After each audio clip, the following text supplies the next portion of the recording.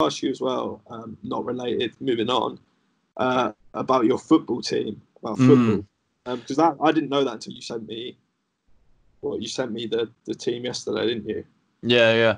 Um, yeah, so it's weird because it's not really, it didn't really start off as like to be a team, but how it started off, my cousin, what years are we going back to? I think about 2017. He basically studied business with Spanish at Bath Uni, and on like he'd already always had in his head that he wanted to kind of move to Spain. He wanted to move to a Spanish speaking country. He wanted to be fluent. And in the summer of 2017, I remember it quite vividly. I was at I think it was, yeah, my mum's birthday party, and my auntie, who my cousin, I set up FC Not Alone. So my auntie was saying that Matt was really like struggling whilst in Spain with his mental health, and he was saying he wanted to come home. And I remember being like, he needs to just, I'd probably use the phrase "man up," to be honest. Like it was across that my level of naivety on this whole subject. Then, even though I had battled with my own things a lot, I just kind of thought he was being a bit milky, and I was saying, it's only 2 months. Tell him to stick it out because he'll appreciate it. That at the end, and it turns out that yeah, he was in a really really bad place. I'm not really sure what triggered it. Sometimes, obviously, with depression, it doesn't need to be a trigger, but there was an accumulation of things that he thought kind of triggered it. I think it was always surface level that he was going to get into this state of depression, but being there, I think being isolated in a, like, when you think of doing a language, like moving to Spain, you kind of think, oh, I'll be in Barcelona or I'll be in Madrid or whatever. But having been to Spain quite a lot, if you go into like an isolated part with nothing around, it can be quite, and with a family that you don't really want to be around, it can be quite isolating. So anyway, what happened, and he got into really sort of dark period in his life. And because we'd always had a bond around football growing up, but we were never really too, like, he wasn't like, I've got a lot of cousins, so it's not like we were that tight, but we'd always like chat here and there about football, and we got on well.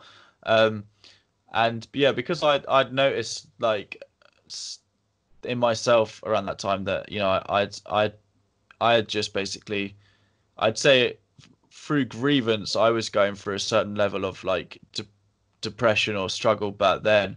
And because I'd kind of had that, like, coming out of that, I took it upon myself to really sort of like try and be there for him. And I remember just like sort of like knocking away, really trying to give him advice. And then I started to realize over time and through learning that, the worst thing you can really do to somebody going through that sort of level of mental health is not to try and like help them, because you can't really. You just have to just show that you care, show that you're there, you know, listen where you can. It's very hard to listen to people without like trying to make recommendations, and that's only something that you learn as you get older, because we all try and do our best, but ultimately, if somebody's telling you how much they want to like do this to themselves or how much they hate themselves, you do constantly try and like revolt and be like, mate, you're amazing.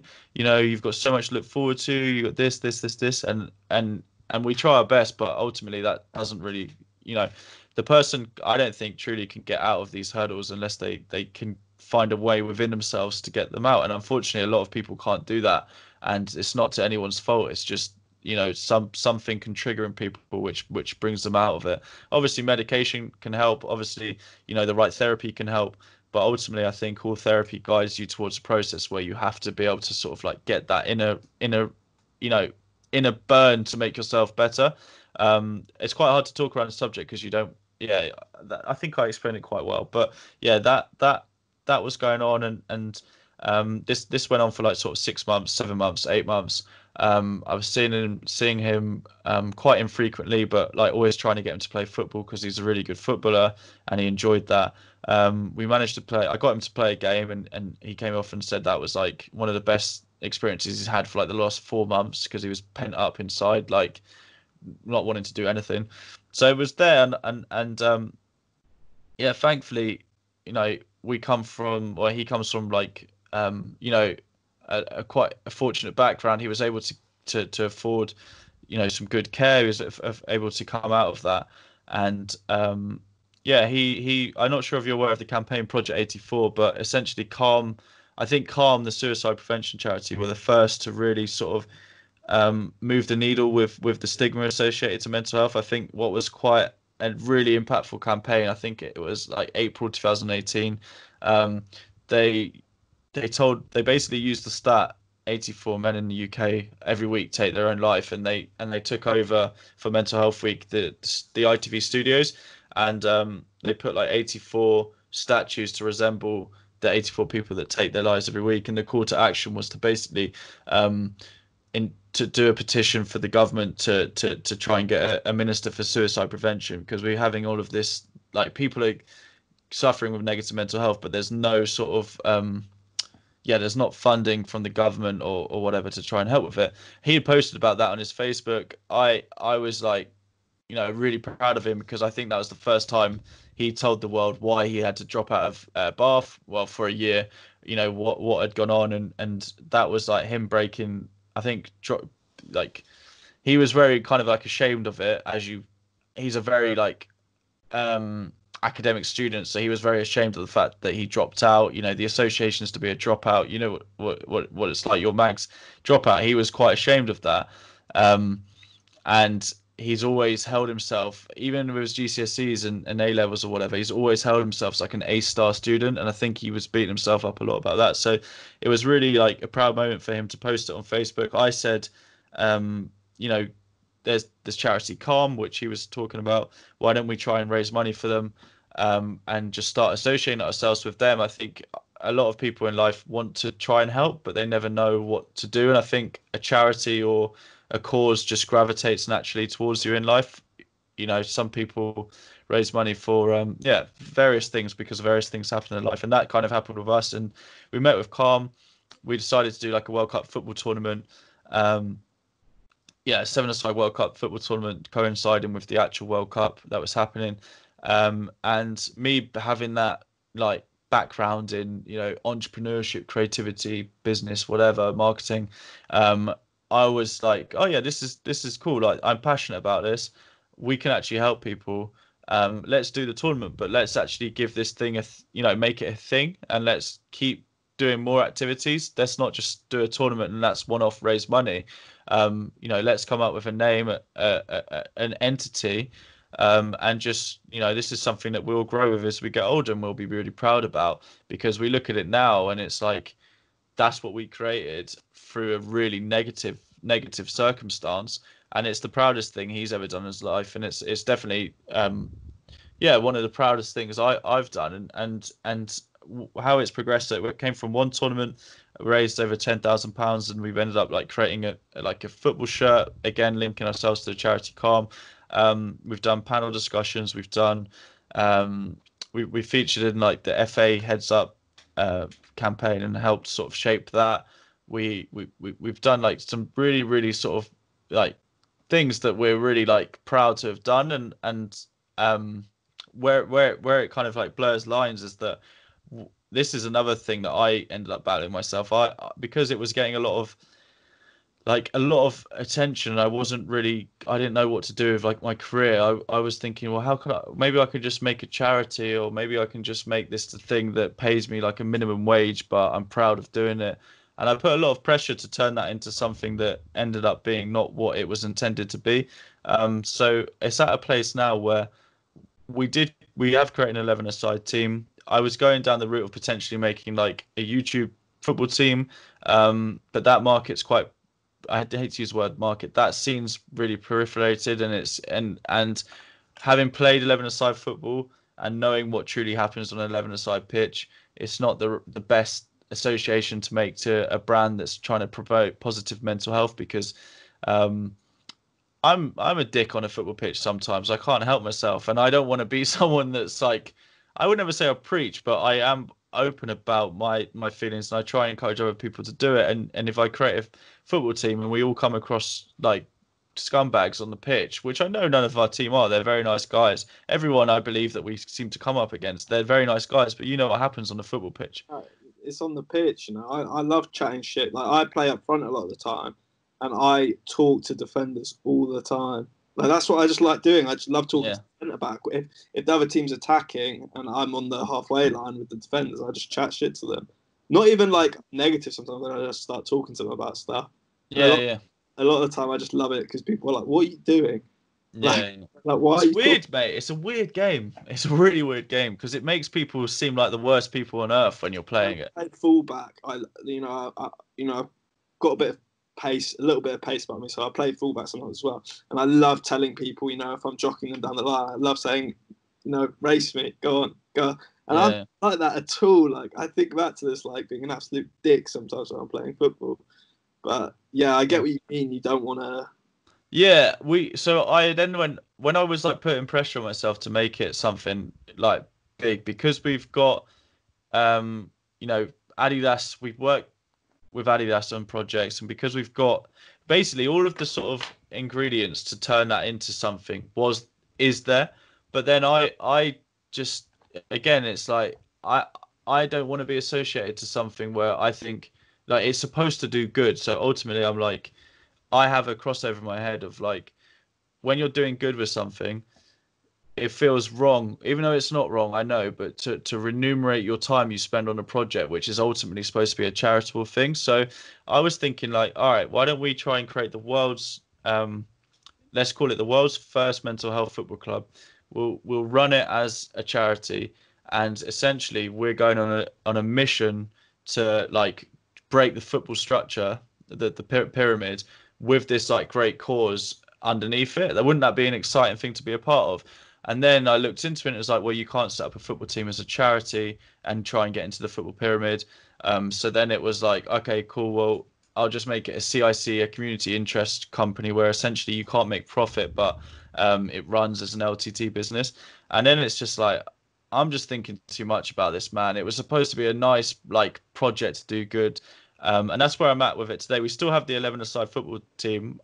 When you were talking about your photography project, actually about passion, we've got a photography project where I work with a really talented photographer to basically go. We've been to like football stadiums around the country to interview football fans and just simply ask them the question with a nice portrait: how does football positively impact your mental health? Because I think ultimately the whole point of the project is, whilst I'm up in arms about football and how bad a game it is in some respects, its fundamental aspect, like the fundamentality. I don't know what kind of words that's I there. guess you mean the core values. Like Yeah, we featured a couple of football related projects on the website, and yeah, I always sometimes I think, oh shit, I'm like being too biased for my like love of football through doing these projects, but like the core principles of like being inclusive, being healthy, that whole thing of like football doesn't really have a language. It's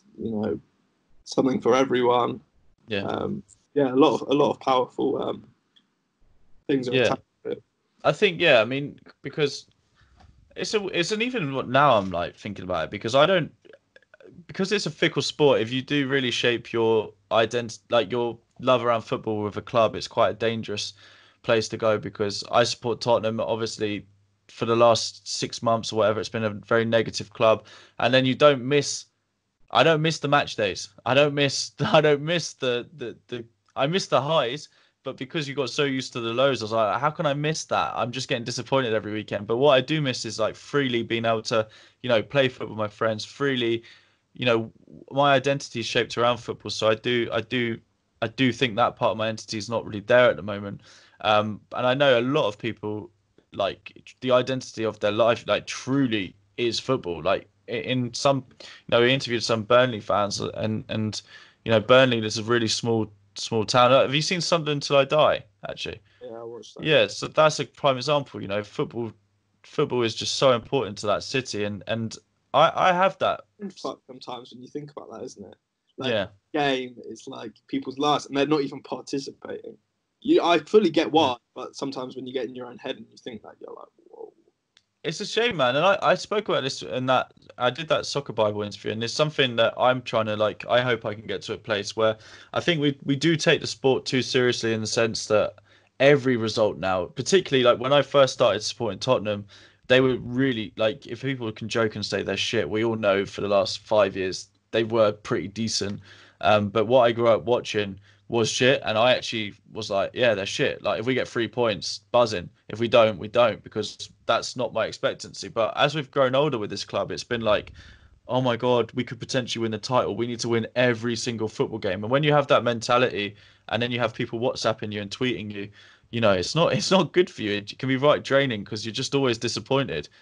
Yeah, when you have to go and see your mates after the team's Oh mate, I just get rattled, mate. I get absolutely rattled with football. But yeah, it's the project FC Not Alone. It is. When I think about it, like the experiences there's two things that really come to mind with it, which I do look back and I'm very proud of it. When the first one was when we were part of the FA Heads Up campaign, when went to Wembley, and then I got to see my cousin like interact with the Duke of Cambridge.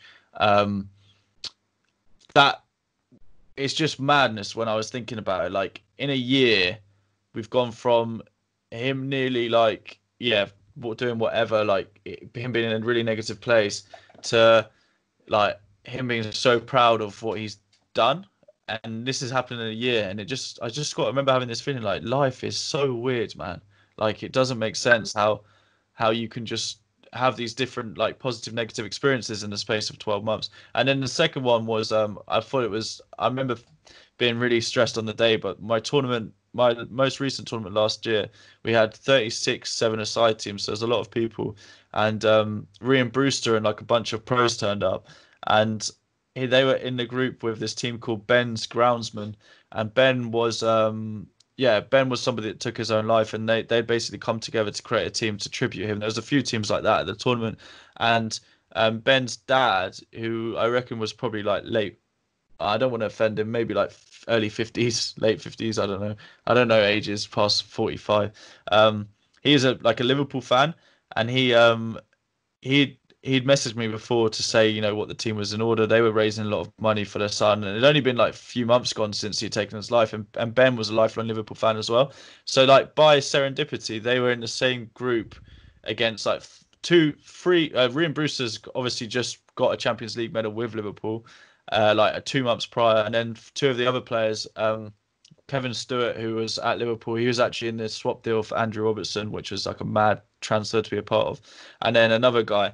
So he was just like over the moon that he was playing with Liverpool players in a charity football tournament, and he was coming up against like the next big thing, Rian Brewster, as a man in his late 50s. And I know that, he came to me after and was like, I'm obviously so sad at the moment, but that was, it was an amazing day. And I saw him on Twitter after. He was like talking about it, and those little things, when you sit there and you sit there in a coffee shop trying to think, I need to turn this into something that can pay me like a salary so I can live off it. And then it's like, nah, man, you just need to work on this project to do those, to get those little nuggets, because when it's all said and done, those are the things that I'm going to remember, when I'm older, not like, not making like 20 grand that year. It's about those. Money goes. Like, I've wasted all the money I've ever earned pretty much, and I don't. I know, mate.